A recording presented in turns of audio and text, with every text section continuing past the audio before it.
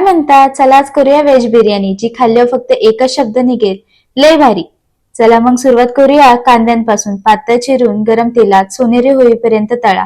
मी इथे घेतले आहे श्रावणी घेवडा, मटार, बटाटा, गाजर, कॉर्न आणि फ्लावर. तुम्ही तुमच्या आवडीनुसार घेऊ शकता.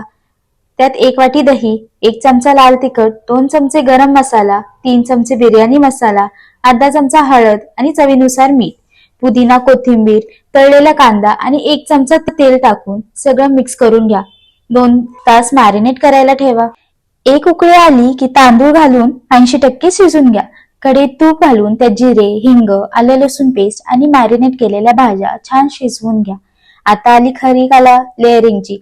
मोठ्या भांड्यात तूप घालून सगळ्यात आधी भाताचा, मग भाज्यांचा थर, त्यावर तळलेला कांदा, पुदिना आणि कोथिंबीर विसरायचं नाही हा. पुन्हा भात आणि भाज्या असं सगळं थरांवर थर. शेवटी पुन्हा कांदा, पुदिना आणि 1 चमचा तूप घालून झाकण ठेवा. त्यावर जड वजन ठेवा आणि 20 मिनिटे मंद आचेवर दम द्या आणि गरमागरम बिर्याणी तयार.